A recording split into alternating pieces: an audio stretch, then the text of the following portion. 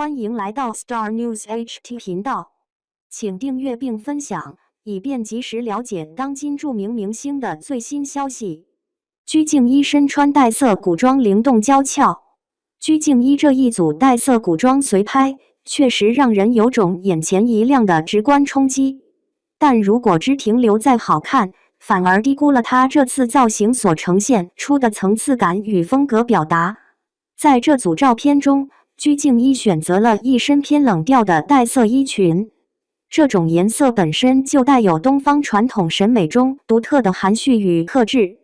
不同于常见的粉白系少女古装，带色更强调气质的沉静与轮廓的清晰，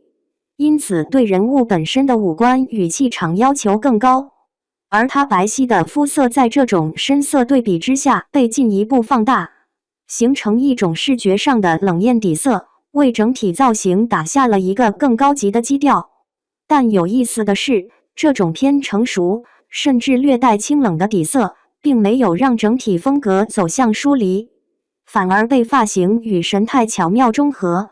两条蓬松的大辫子带着明显的复古少女感，甚至有一点民国与古风混搭的意味。这种发型本身就自带亲和力和灵动感，将带色带来的距离感轻轻化解，让画面在清冷与甜美之间找到一个平衡点。她在镜头前的表现同样值得细看。直视镜头时，她的笑容是打开的、明亮的，带着一种毫不设防的亲近感。而当她微微歪头，做出略带俏皮的表情时，又多了一层被捕捉到的瞬间感。这种在控制与自然之间切换的能力，其实正是她镜头表现力逐渐成熟的体现，不是单一表情的重复，而是在不同情绪之间建立流动。从五官层面来看，她一贯的精致立体在这组造型中被进一步放大，带色的压色效果让面部线条更加清晰，尤其是眼睛与鼻梁的立体感被强调出来，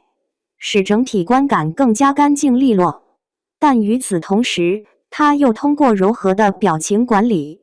避免了这种精致带来的距离感，使画面依旧保有亲切与轻盈。这组造型的另一个关键点在于动静结合的氛围塑造，无论是轻微的转头、抬手，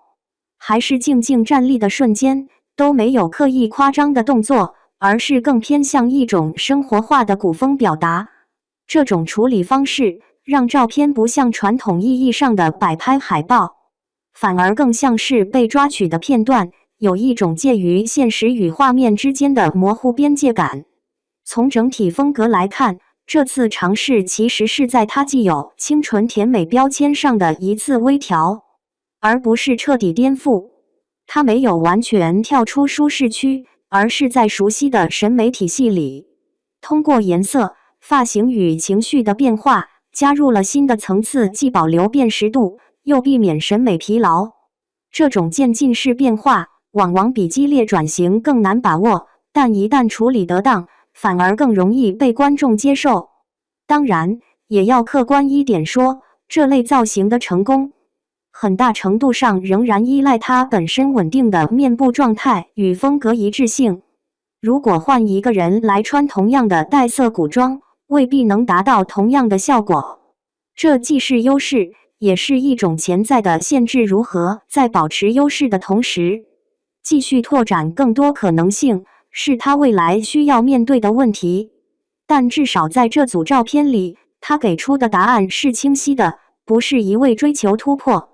而是在细节中做加法，在熟悉中创造新鲜感。因此，这组随拍真正打动人的，并不仅仅是好看，而是他在轻盈与克制、古典与灵动之间找到了一个恰到好处的位置，既有画面感，也有情绪感，